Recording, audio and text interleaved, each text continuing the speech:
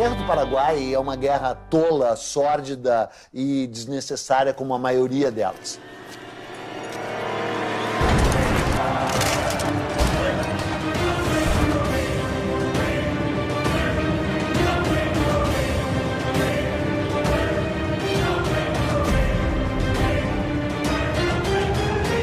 Uma guerra, a primeira vítima é a verdade. Porque a historiografia brasileira a respeito da Guerra do Paraguai era muito vagabunda, praticamente não existia. This is the most devastating war in post-colonial South American history. Aquilo foi um genocídio. Nós não tivemos o genocídio como intenção, mas nós tivemos o genocídio como efeito.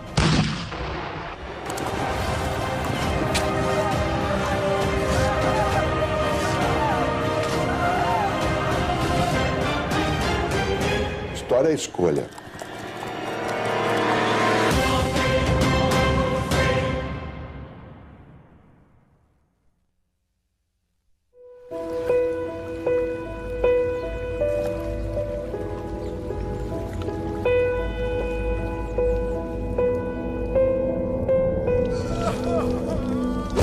Depois de 40 anos independente de Portugal, o Brasil é um gigante. Rural, pobre, analfabeto e escravo.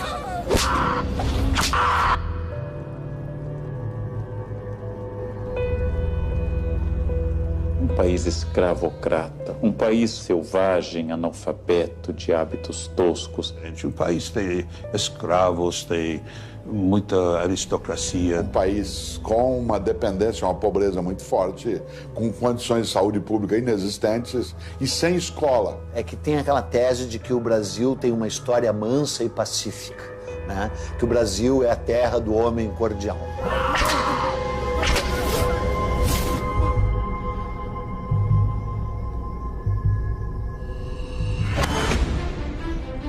Em 1864, o Brasil é uma monarquia controlada por um homem de 38 anos, que está no trono desde os 14. Dom Pedro II.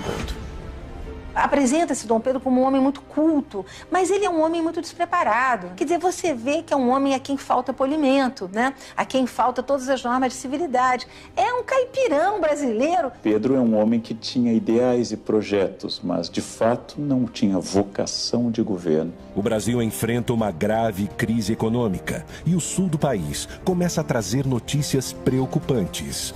O sul do Império Brasileiro faz fronteira com 3 repúblicas: Uruguai, Argentina e Paraguai. O Uruguai está em guerra civil. Brasil e Argentina se unem para colocar o uruguaio Venâncio Flores no poder, beneficiando os comerciantes de Buenos Aires e os fazendeiros gaúchos, só que bloqueando a saída do Paraguai para o mar. Dejaba prácticamente sin chances al Paraguay en el sentido de poder contactar con el mundo exterior, recibir aprovisionamiento, Which would simply struggle our exports.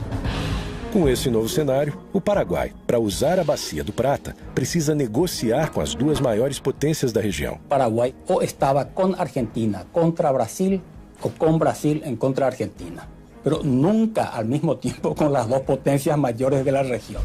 O Paraguai é governado por um também jovem de 32 anos, Francisco Solano Lopes.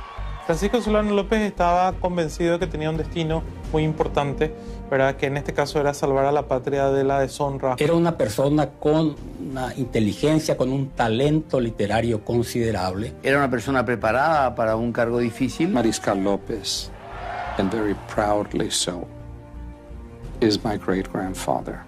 Sem dúvida, ele era um sujeito inteligente, perspicaz, ambicioso. Era um homem muito controverso. E dentre os mitos da guerra, um deles é de que o Solano Lopes era um estadista com uma visão extraordinária de um grande Paraguai. A very highly educated person. Evidentemente que ele teve alguns méritos, mas acima de tudo ele era um ditador. E era um ditador eventualmente obcecado. López era una persona que no sabía nada de economía. Como Luís XIV, era l'état c'est moi. Había conocido la corte de Inglaterra, la corte de Napoleão III. O Solano Lopes era um grande louco da América do Sul. Ele tinha sonhos de ser um Napoleão. This was a leader who had a certain vision of Paraguay.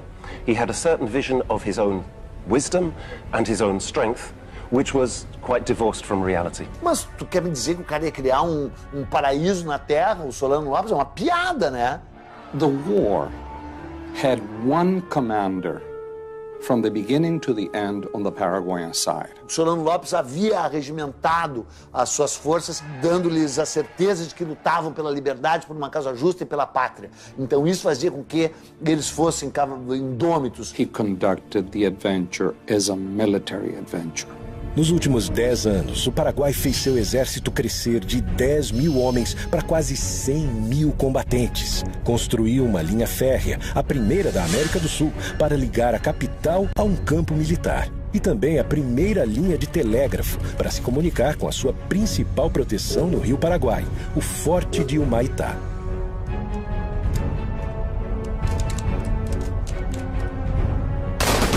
Porque tuvo todo el poder en sus manos y no midió exactamente sus limitaciones. Antes de atacar, Solano Lopes tenta conversar com o Brasil. He sends a letter off to Dom Pedro and asks Dom Pedro to honor his agreement. Mas Dom Pedro II não responde à carta que Solano Lopes envia. That is when Paraguay is forced to take action.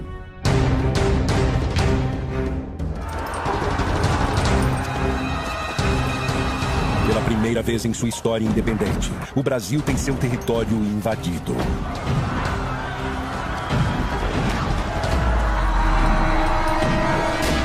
Através do Rio Paraguai, os soldados invadem Corumbá, no Mato Grosso.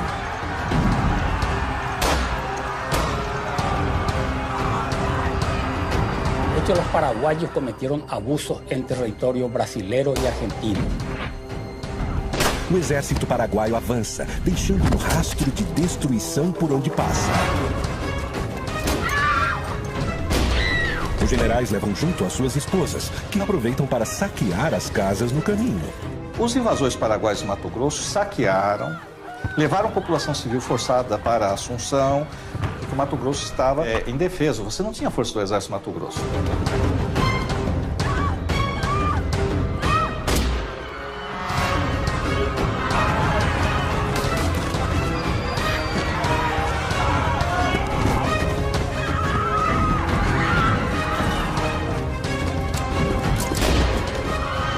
Outra frente do exército chega ao Rio Grande do Sul e toda a cidade de Uruguaiana foge.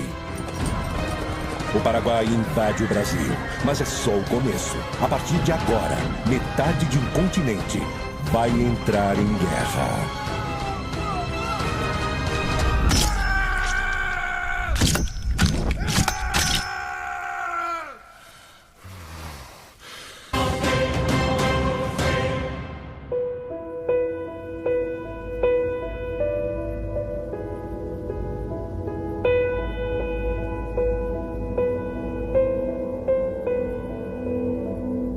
Pressionado pelas tensões políticas do Rio da Prata, Solano Lopes está em guerra com o Brasil. Em 12 de novembro, ele sequestrou o governador do Mato Grosso que passava pelo Rio Paraguai. E no final de dezembro, invadiu, saqueou e dominou cidades do Mato Grosso e do Rio Grande do Sul.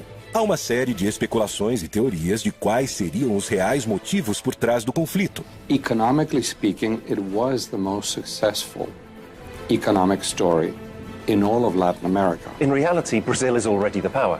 In terms of population, in terms of economy, in terms of resources, Brazil is the power. There was no balance of power. A mí me parece que Paraguay era un mal ejemplo y era un lugar donde no entraban. A história mais maluca de todas da Guerra do Paraguai é esse mito de que o Paraguai era uma potência em crescimento. Eu me pergunto como a gente acreditou por tanto tempo nisso. Porque a historiografia brasileira a respeito da Guerra do Paraguai era muito vagabunda, praticamente não existia. O Paraguai não era um modelo de desenvolvimento para a região. Tinha uma população que era o dobro da do Uruguai, só que o comércio exterior dele era 6 vezes menor. Há uma teoria muito divulgada pela esquerda no governo militar brasileiro de que a Inglaterra tinha medo do crescimento paraguaio e por isso financiou a guerra. Inglaterra está construyendo un imperio mundial y no hay lugar en el planeta que le sea indiferente. Paraguay, as I said, is dependent on British technology. It is dependent on British money.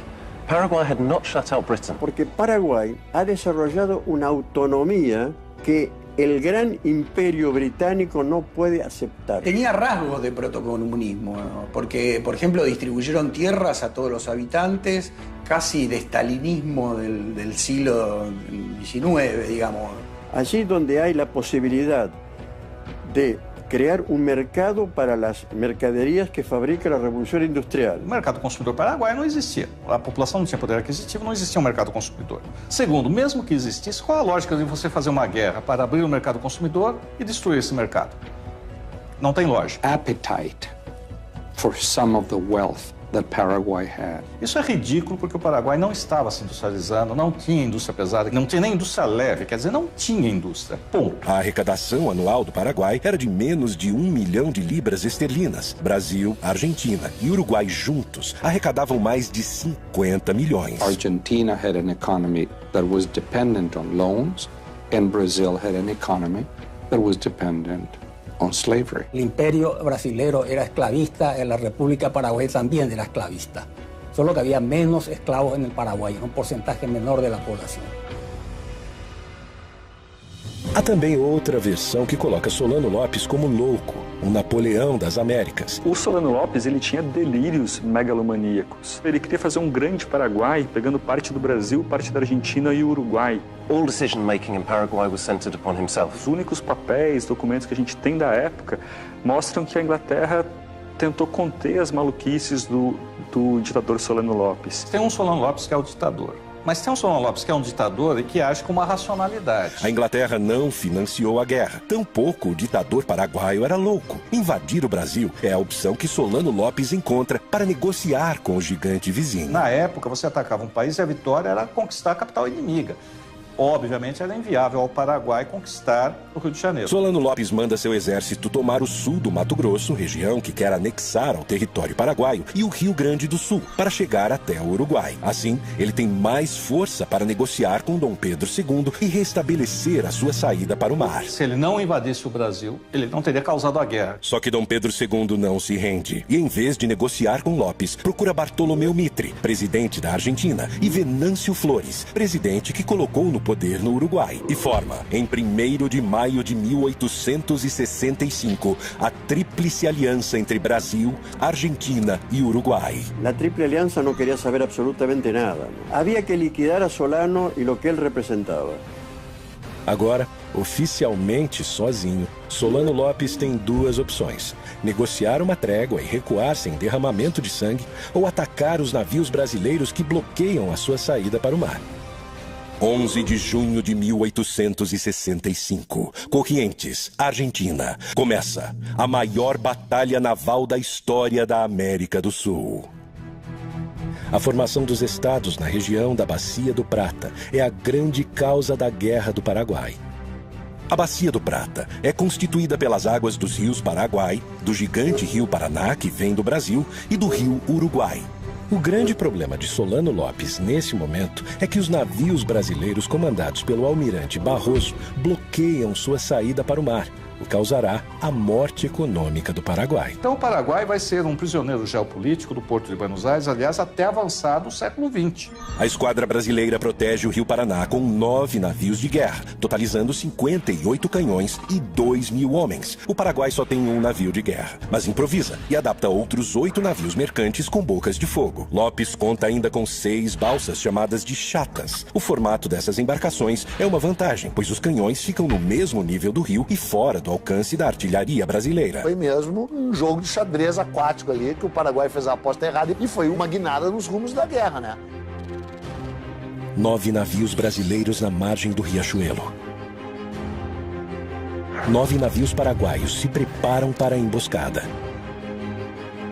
O Paraguai prepara canhões na margem do rio e a ordem de Solano Lopes é que seus soldados invadam os navios e capturem a esquadra brasileira para o Paraguai. O Paraguai tinha que acertar 100% e o Brasil errar 100%. Então os navios estavam imobilizados, não tinham como se mover, e boa parte da tripulação estava dormindo.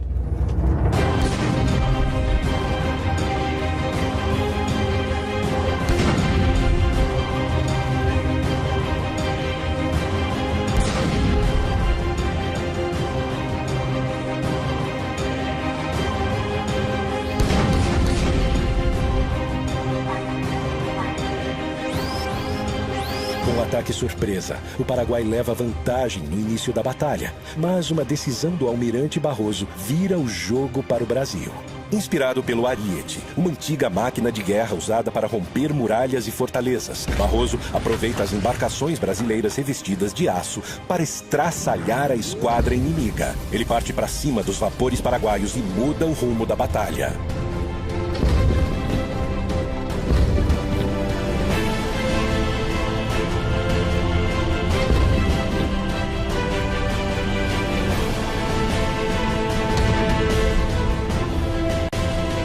O Brasil vence e mantém o controle da Bacia do Prata. Anos depois, Dom Pedro II manda produzir um quadro épico sobre a batalha. E embora o quadro seja maravilhoso, ele cheira mofo historiograficamente falando, né? Não foi assim que as coisas se passaram ali. Toda a história é fabricada. O Dom Pedro espertamente tentou fabricar a história brasileira, a sua versão oficial, que a gente continua acreditando até hoje, né? Saldo da Batalha do Riachuelo. O Paraguai tem 4 navios e 6 chatas afundadas e cerca de 300 mortos em combate. O Brasil tem 1 navio afundado e perde 100 homens. Os aliados mantêm o controle na Bacia do Prata e Solano está acuado em seu território. Solano começa a perder o controle da situação. A Tríplice Aliança se fortalece. O Paraguai invadiu e saqueou cidades brasileiras. E Dom Pedro II vai pessoalmente a Uruguaiana. Nadie, y mucho menos Pedro II, admitía de que la paz se hiciera sin una humillación afrentosa hacia López. Solano Lopes, que agiu traiçoeiramente, ainda vai ser premiado ficando no poder depois de tudo. Não há mais volta. Dom Pedro II quer vingança.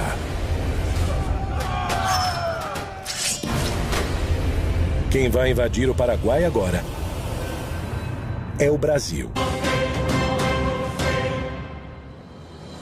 Para completar o exército brasileiro, Dom Pedro II cria a campanha Voluntários da Pátria, homens que se alistam para lutar no Paraguai. Então, além de tudo, é uma guerra lutada por ex-escravos, escravos libertos, indígenas e voluntários da pátria, né? Porque voluntários da pátria é uma piada sensacional, né? O próprio imperador se nomeia voluntário da pátria número 1. Mas todos esperavam que fosse uma guerra como tinha sido sempre, né? Durava alguns meses e aí acabava. Quando a guerra se estendeu, as condições difíceis, não tinha perspectiva de fim. Então aí realmente a resistência à guerra foi muito grande. E esses soldados iam sem nenhuma preparação. Iam para a guerra assim como bucha de canhão, que eram muitos, podiam morrer. Quem quer ir a uma guerra que no significa nada, que nunca escuchó hablar de algo que se llama Paraguay, hay que colocarse en la mentalidad del pueblo de aquella época. Es lo que se llamaba, en castellano se llama carne de cañón. Que muitos desses voluntários da pátria não eram exatamente voluntários, vinham agrilhoados, né? Vinham presos e aí eram apresentados como voluntários da pátria. Muitos dos cativos eram vendidos para substituir o branco que não queria ir lutar. Quer dizer, do momento que você pudesse comprar um escravo que fosse lutar no seu lugar, estava bem representado. Se você manda um escravo para a guerra, não é preciso dizer como é que o escravo era tratado no Brasil. Qual é a disposição que esse escravo tem em morrer pelo Brasil? Na Argentina, um problema ainda mais grave. Os governantes de Buenos Aires ordenam a toda a população pobre que entre na guerra. En la resistencia del pueblo argentino a ir a la guerra del Paraguay, murió más gente aquí adentro que en el frente de batalla. A população das províncias mais afastadas se nega a ir lutar em nome do povo argentino. En ese momento histórico, no se puede hablar de pueblo argentino. Se puede hablar de diferentes identidades regionales, sanjuaninos, mendocinos, entrerrianos, etc. Porque no existe la conciencia nacional. De hecho, muchos hijos de hombres notables y de la burguesía se enrolaron. El hijo de Sarmiento, que era el vicepresidente, se enroló a los 21 años, murió en Curupaití. Sarmiento odiaba a los paraguayos y tuvo expresiones terribles, como exterminar ese pueblo. Creo que la guerra de la Triple Alianza no le hizo ningún bien a la Argentina, que más bien la cargó de vergüenza. 16 de abril de 1866. Com uma grande maioria de brasileiros, o exército aliado pisa em território paraguaio.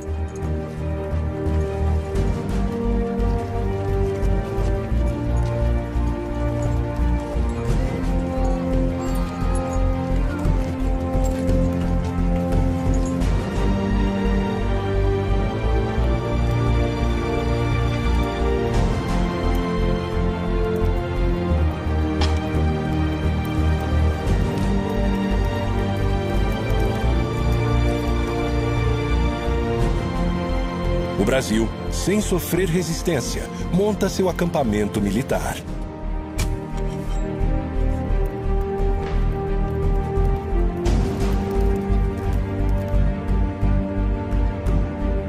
Comerciantes e mulheres acompanham a tropa oferecendo todo tipo de serviço.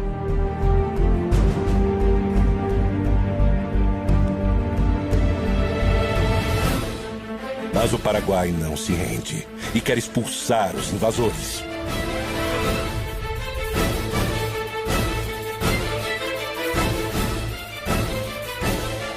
É fundamental em qualquer operação militar, seja no século XIX ou hoje, você conhecer o terreno que você vai agir.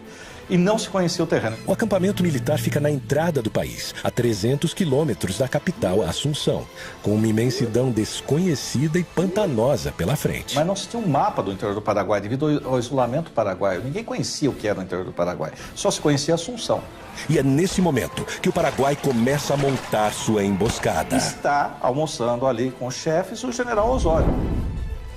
A tropa que está mais na frente começa a debandar, começa a correr para trás para conseguir algum apoio e aí tem a matança. –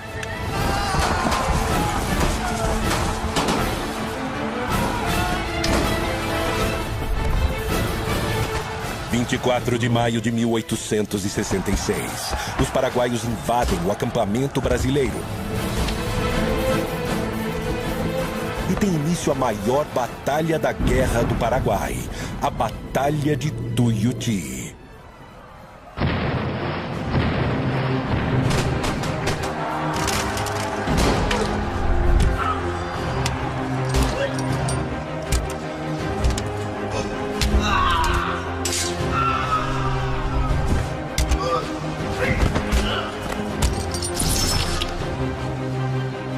Com o ataque surpresa, o Paraguai leva vantagem no início do confronto.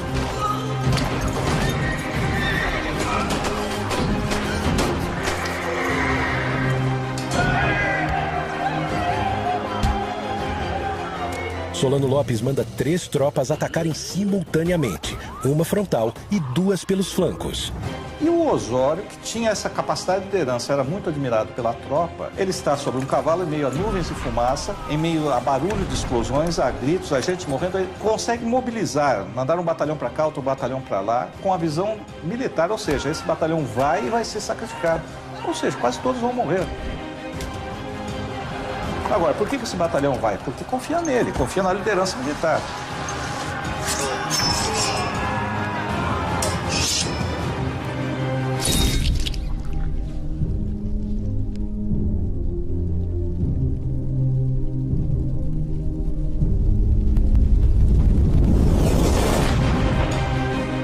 Então ele consegue distribuir e consegue reverter a guerra.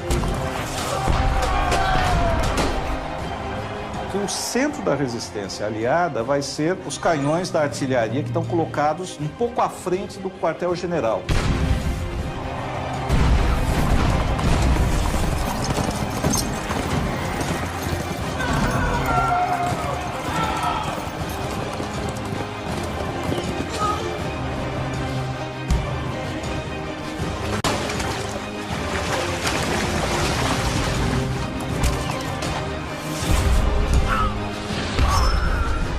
Lembrar que a guerra é uma coisa selvagem. O sujeito vai matar o outro, ele não está filosofando. Ele está com ódio.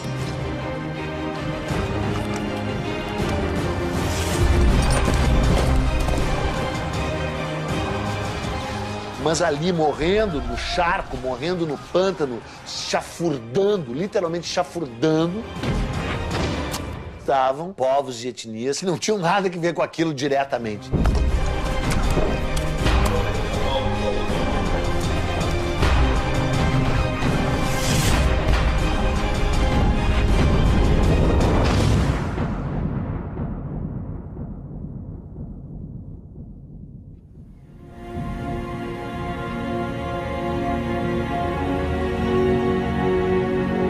Como resultado da Batalha do Tuiuti, o Paraguai perde 13 mil homens, o melhor de seu exército. Os aliados, juntos, perderam 4 mil homens. Mas não há motivos para comemorar.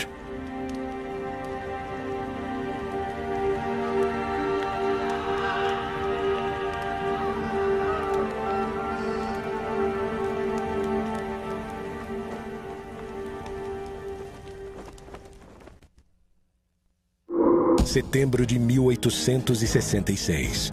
O Brasil continua acampado em Tuiuti e o Paraguai se protegendo no quadrilátero em volta da fortaleza de Humaitá. O Brasil teve que lutar contra uma fortaleza que ele próprio tinha construído para os paraguaios, né? E que se sabia inexpugnável. A fortaleza de Humaitá é a grande proteção do Rio Paraguai. Para chegar em Assunção, é preciso passar por ela. Construída anos antes com a ajuda de militares brasileiros, a fortaleza é um complexo defensivo composto do forte, da igreja e o rio era cercado com grossas correntes de ferro para impedir a passagem de navios brasileiros. Mas a fortaleza de Humaitá não é o maior obstáculo que o exército brasileiro tem pela frente. Em todos os casos, a maior parte das mortes foi causada não em combate, mas foi causada por cólera, por doenças, fome e frio. As condições dos hospitais militares são péssimas, desumanas, sem nenhuma estrutura. E brigas e indisciplina no acampamento são frequentes. Não há liderança. Dom Pedro II já está de volta ao Rio de Janeiro. Eu lembro um aspecto importante que as pessoas costumam esquecer. É o início da fotoreportagem.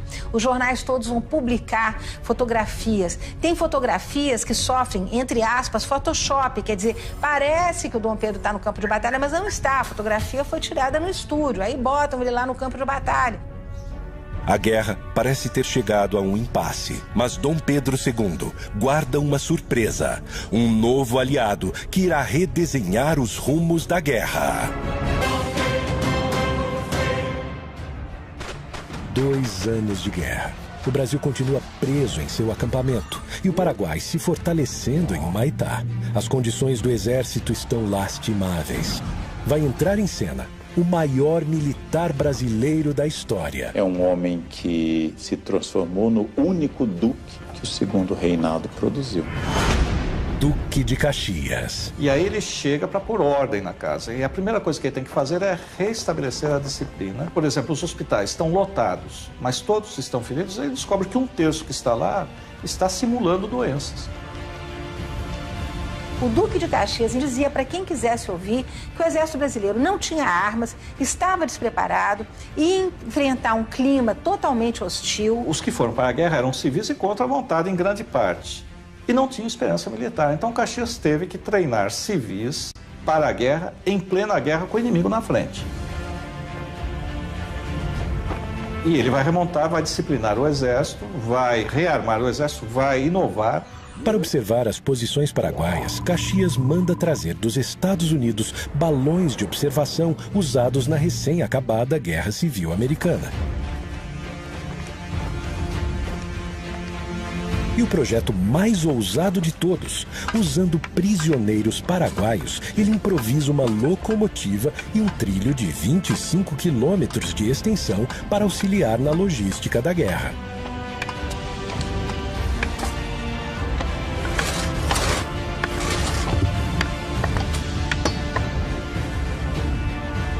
Vai começar a série de batalhas conhecida no Brasil como Dezembrada e no Paraguai como Dezembro Negro.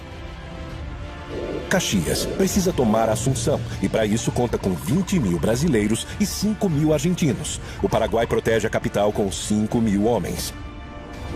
a esquadra brasileira derruba a fortaleza de Humaitá. Foi uma batalha terrível por uma fortificação que a engenharia militar brasileira cedeu ao Paraguai anos antes, já naquele barril de pólvora que era aquela bacia do Prata inteira ali, né? Às margens do rio Itororó, a primeira batalha que o Paraguai resiste bravamente. Quem ataca nessa guerra até um determinado momento leva desvantagem. Porque o terreno não era favorável ao ataque, era favorável à defesa. 5 dias depois, Caxias avança sobre o rio Havaí, numa batalha épica, retratada posteriormente por Pedro Américo. Por fim, em Lomas Valentinas, Caxias destrói o que resta do exército paraguaio. Depois de um tempo, virou a guerra do Brasil contra o Paraguai, né? E o Brasil a manteve deliberadamente. 1º de janeiro de 1869. Caxias toma a capital Assunção. Mas a cada investida de Caxias, Solano foge, montando acampamento com seus filhos e sua esposa, Elisa Lynch. A irlandesa Elisa Lynch é a primeira dama do Paraguai. Ela acompanha Solano Lopes em quase todos os momentos da guerra. Ajuda com suas habilidades de enfermagem, mas não abre mão do seu luxo, nem nos acampamentos militares. Se conhecia o arte del buen vivir, la frivolidad, las expresiones estético-culturales, etc. Solano a conheceu 10 anos antes da guerra, na agitada vida noturna de Paris.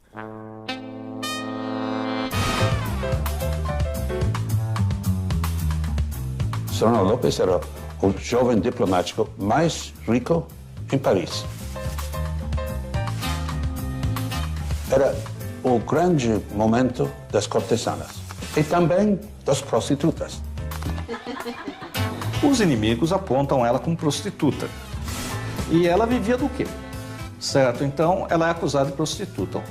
Ela era um símbolo sexual para os exércitos inimigos. Possivelmente, ela teve algum contato muito breve com esse mundo. Parte de todo eso era una mujer rubia y bella. Y eso es un pecado inadmisible para el mundo.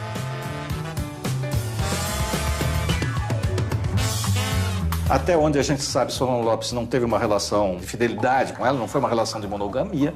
Num primeiro momento, talvez ela fique interessada por ele, pelo exotismo, mas no segundo momento eu acho que realmente ela se apaixona por ele e realmente é uma relação real, certo? Não é uma relação por interesses monetários, embora ela tenha saído rica dessa relação. Anos depois da guerra, Elisa escreve um manifesto onde se defende das acusações sobre o seu passado. Durante largo tiempo quedé en profundo silencio, aunque mi nombre ha sido explotado durante años por ciertas personas que me tenían como un prototipo de la prostitución y del escándalo, como si fuera una bestia humana que se complace e se deleita com o extermínio de uma sociedade. No mesmo manifesto, ela faz uma lista e reivindica a posse das terras que comprou enquanto primeira-dama. Só não explica com que dinheiro conseguiu comprar quase todo o Paraguai. Ela acabou sendo, em nossa opinião, a proprietária da terra maior do planeta. Todo o poder e terras de Elisa Lynch vem das mãos de seu marido. A grande maioria delas é adquirida nesse período em que a guerra já está praticamente decidida. ¿Qué sentido tenía seguir la guerra después de 1868? Depois de 68 ele não vai ganhar, ele perdeu. Ele podia negociar a derrota. En 1868 la guerra estaba perdida, absolutamente perdida. Una guerra que obviamente ya para esa altura ya estaba perdida. Y cuando ya no había razones para seguir resistiendo, ¿para qué resistir? Solano Lopes dá ordens para que as cidades paraguaias sejam abandonadas à medida em que o exército inimigo avança. Assim, ele pretende evitar a vingança brasileira e um massacre ainda maior. Ele dá ordens da população civil sair, para os aliados não terem acesso a comida, a apoio, a informações. Só que essa população civil tem que sair, são basicamente o quê? Mulheres e crianças. Tem que sair forçadas, sem meio de transporte, sem comidas. Resultado, você tem uma mortandade da população civil que não tinha mais sentido militar. A destruição do Paraguai é feita pelos aliados? Evidentemente é feita pelos aliados, que estão avançando. Mas por que estão avançando? Porque o outro lado, que sabe que não pode ganhar a guerra, não quer se render. O povo paraguaio apoyaba Solano López. El hecho de que la familia López no era tan terrible está en la manera como el pueblo paraguayo acompañó a López hasta el último momento. Claro que o conceito de patriotismo é muito relativo e cada sociedade constrói os seus padrões.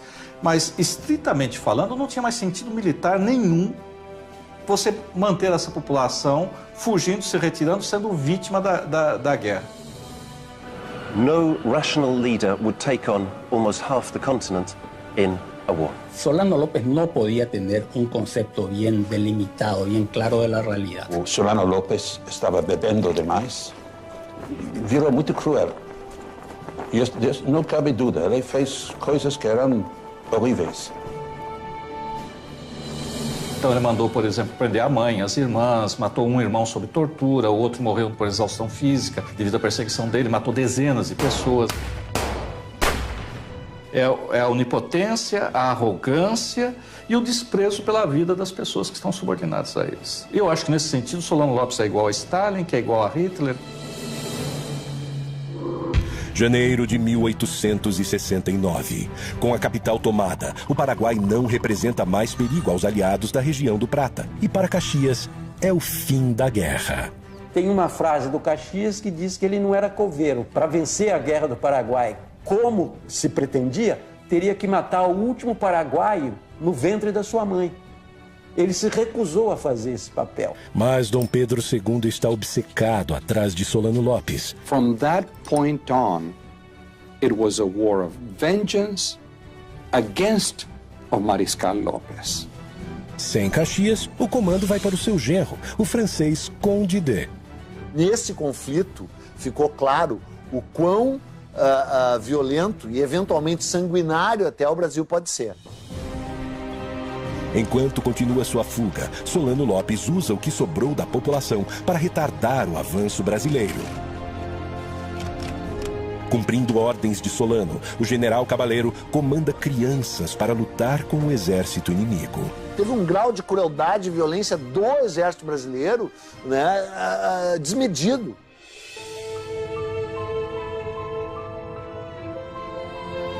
Y porque ella era la última reserva, no tenía más hombres. Paraguay no tenía hombres. Fanatismo de resistência paraguaio, né? Manda crianças para lutar contra o exército e de como esse exército aceita a luta e mata essas crianças. Dice que esos niños de Acostañú fueron el escudo para proteger a Solano López. Eso demoró el avance del ejército aliado. Y sí, fue eso. Cabaleiro prestava contas diretamente a Solano Lopes. As crianças, 12, 13, 14 anos, no meio do mato, estavam com barbas postiças para parecer adultos para amedrontar a tropa que vinha, que era uma tropa basicamente brasileira. Es una situación de locura generalizada, solo atribuible a este tipo de guerras, ¿no? Los niños de antes, o de hace 100 años, y en 150 años, y en esas circunstancias, son diferentes. Ciertamente a los 14 años muchos niños se alistaban, que los niños se iniciaban sexualmente cuando se desarrollaban, y era natural, digamos. 16 de agosto de 1869, a última grande batalha da Guerra do Paraguai. A Batalha de Acostañú. 4.000 homens do exército brasileiro massacraram cerca de 200 mulheres e crianças. Então, quando a tropa chega em cima, é uma tropa que está lutando há 4 anos e meio. Chega sobre essas pessoas, não dá tempo de saber se era criança ou não, e quando sabe que é criança, já está envolvido e aí é a matança. En la guerra se aplicó una crueldad inútil para niños indefensos y además de indefensos, absolutamente desnutridos, casi en estado de inanición. Quem envia crianças para uma guerra contra soldados profissionais, o que pode ocorrer? Agora, no momento em que ele está ali, ou a tropa de infantaria chega e olha e vê uma criança que não tem condições de erguer um rifle, também não deveria atirar. O Solano colocou crianças na linha de frente para retardar o avanço brasileiro. O Conde de avançou sobre crianças, matou mulheres, matou velhos. En realidad los niños no fueron a la guerra vino hasta los niños.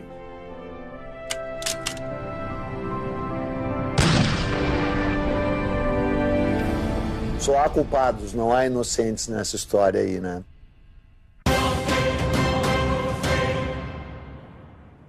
O Brasil queria garantir a sua navegação nos rios do Prata. E o Paraguai também. Essa região sempre foi uma região conflagrada. O Solano Lopes desempenhou o papel do fósforo aceso no barril de pólvora. Solano Lopes invadiu e saqueou cidades brasileiras. Dom Pedro II quis se vingar. Dom Pedro, como se dizia na época, era uma luva de veludo escondendo uma mão de ferro. Batalhas nos rios, no pântano, contra todo tipo de adversário. E agora, o Paraguai está devastado. En una matanza absolutamente inútil que diezmó al pueblo paraguayo absolutamente. Os números mais fiéis indicam que o Paraguai tinha uma população em torno de 500 mil pessoas antes da guerra. Doenças e combates foram responsáveis por mais de 300 mil mortes, 60% da população. Do lado brasileiro, com uma população de 9 milhões de pessoas, morreram cerca de 75 mil brasileiros, menos de 1% da população. Toda a força dos países aliados destruiu o pouco que esse país agrário tinha. O nosso exército cometeu aquilo que eu chamei de genocídio. Tecnicamente pode até não ser, mas na prática, no sentimento que a gente tem e nos números da mortandade provocada, aquilo foi um genocídio. Olha, genocídio é forte demais, né? Embora se assemelhe a isso, né? Genocídio é uma coisa, massacre é outra. Fue realmente una catástrofe demográfica. Estamos hablando de 300.000 personas, ¿verdad? 3 de cada 5 paraguayos murió a lo largo de 6 años. Quer dizer, o Paraguai é o maior perdedor, sem dúvida nenhuma. História é escolha. Chamar de genocídio dependerá do momento. Usá-lo com propriedade, no meu entender, em relação à Guerra do Paraguai, de onde foi a intenção, jamais. Onde nós chegamos, sem dúvida. Para a conquista ser completa, Dom Pedro II ainda precisa encontrar Solano Lopes. Mas sua busca está próxima do fim.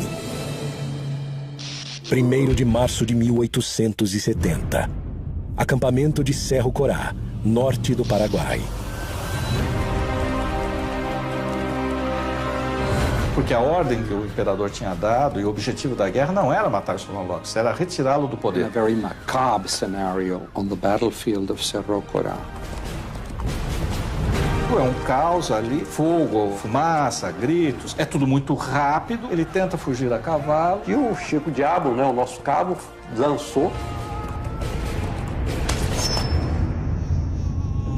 O cabo Francisco Lacerda fere a virilha de Solano Lopes e um tiro brasileiro mata o seu filho, Antito Lopes. Elisa Lynch se enrola em uma bandeira britânica e consegue sobreviver. Foi fácil identificá-lo porque ele era o único gordo. São os últimos momentos de Solano Lopes. E aí, segundo a descrição do general Câmara, Solano Lopes está no riacho, ele dá ordem para que ele se renda. Solano Lopes pega a espada e diz que não se entrega e morre com a sua pátria. E um soldado, quando ouviu Solano Lopes erguer a espada, deu um tiro. Ele já estava mortalmente ferido, mas o tiro vai levá-lo à morte.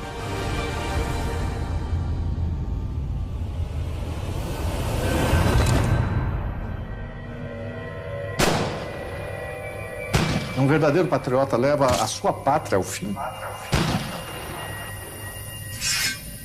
Faltava perguntar se a pátria queria morrer com ele. E chega ao fim a Guerra do Paraguai. General Câmara leva a honra de capturar o ditador. Também leva a irmã de Solano Lopes e tem com ela uma filha. General Bernardino Cabaleiro agora se alia aos brasileiros, passa um tempo morando no Rio de Janeiro e volta para ser presidente do Paraguai, fundador do Partido Colorado, o mesmo partido que em 2015 governa o Paraguai. Elisa Lynch é bem tratada pelo exército brasileiro, volta a Paris e morre anos depois, sem conseguir recuperar suas terras. Hoje, Elisa é Madame Lynch, heroína do povo paraguaio. Apesar de ganhar a guerra, Dom Pedro II não saiu vitorioso.